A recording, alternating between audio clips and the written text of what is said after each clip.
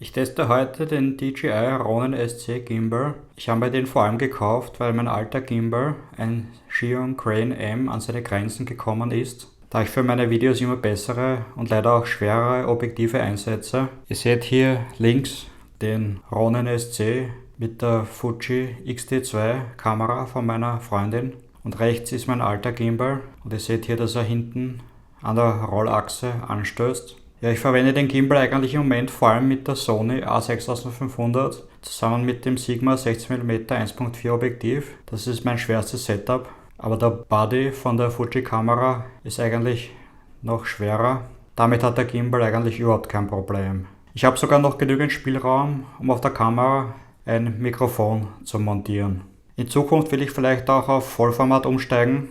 Zum Beispiel halte ich die Sony A7 III und das Tamron 17-28 Objektiv für ein ideales Setup und es ist nur 212 Gramm schwerer als mein Setup mit der Sony A6500 und dem Sigma 16mm. Wenn man den Gimbal aus dem mitgelieferten Koffer nimmt, bemerkt man sofort die hohe Qualität, die DJI hier abliefert.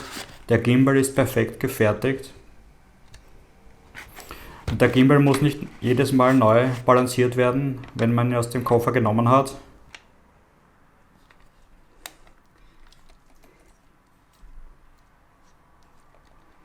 Man kann alle Achsen für den Transport und zum Ausbalancieren fixieren.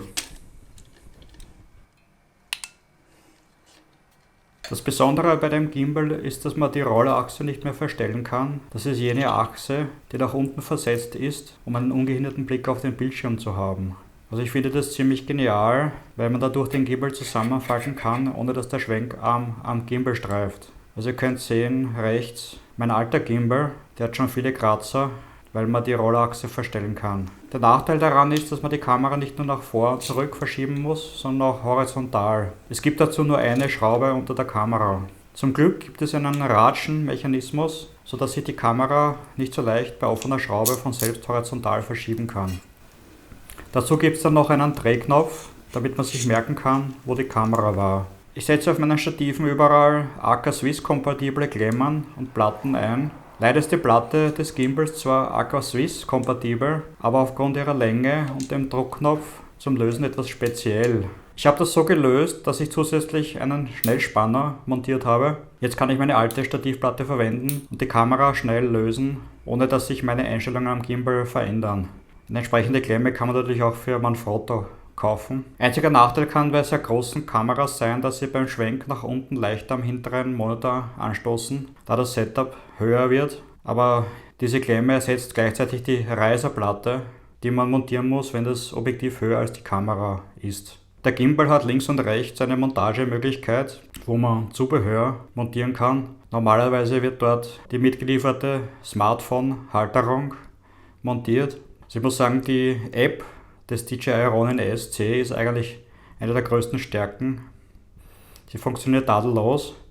Sehr praktisch sind auch die Funktionen, um die Balance zu testen und die Stärke der Motoren automatisch einzustellen. Es gibt 3 Modi, zwischen denen man über die M-Taste am Gimbal wechseln kann und man kann diese Modi in der App frei konfigurieren. Sehr cool finde ich zum Beispiel den FPV-Modus, wo sich die Kamera wie eine FPV-Drohne frei bewegen kann. Man kann auch einstellen, dass man die Position der Kamera mit der Hand verändern kann. Zum Beispiel nützlich, wenn man Zeitrafferaufnahmen macht und die Keyframes so festlegen will. Dann noch die vielbeworbene Active Tracking Funktion, mit der man Personen verfolgen kann und eine Funktion, um den Gimbal über das Gyroskop des Handys fernzusteuern. Im Moment leider nur auf iPhone und ich habe nur ein Android-Handy. Sinnvoller finde ich jedenfalls die Timelapse-Funktionen und den Gimbal einen vordefinierten Pfad abfahren zu lassen. Zum Beispiel um ein Produkt ruckelfrei abzufilmen. DJI hat auf jeden Fall einen Vorsprung, da sie das Know-how von ihren Drohnen haben. Auf der Rückseite des Gimbals gibt es noch eine Taste, da kann man den Gimbal zentrieren. Oder wenn man ihn 3-mal drückt, kann man in einen Selfie-Modus wechseln. Wenn man diese Taste hält, kann man die Achsen blockieren. Und zum Beispiel, wenn man in eine Art Anderslang-Modus wechseln will.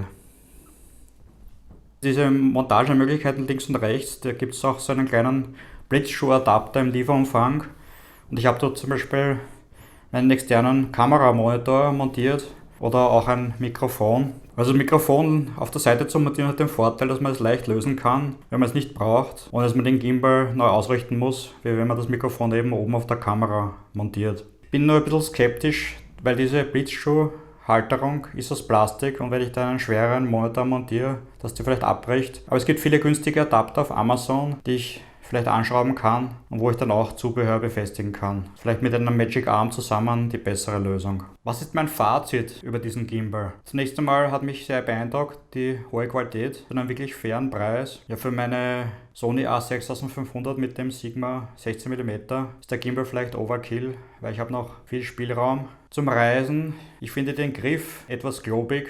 Ist glaube ich nicht zum Beispiel für kleine Frauenhände und vielleicht einen kleinen Tick zu schwer. Zum Reisen würde ich vielleicht einen kleineren Gimbal und natürlich auch eine kleinere Kamera mitnehmen, außer ich mache ein kommerzielles Shooting, denn für Profis ist dieser Gimbal wirklich perfekt. Also ich finde das Produkt eigentlich konkurrenzlos, was die Qualität betrifft. Dann noch zum Support von DJI, der ist ebenfalls konkurrenzlos, weil aufgrund ihres Drohnenbusiness haben sie ein tolles Support-Netzwerk aufgebaut. Man kann seinen Gimbal jederzeit einschicken, wenn was zu reparieren ist. Bei den anderen Herstellern muss man es vielleicht nach China schicken und wer will das schauen? Also für die anderen Hersteller wird es sicher schwer. Ich danke euch für die Aufmerksamkeit und ich hoffe, meine Rezension ist nützlich. Tschüss.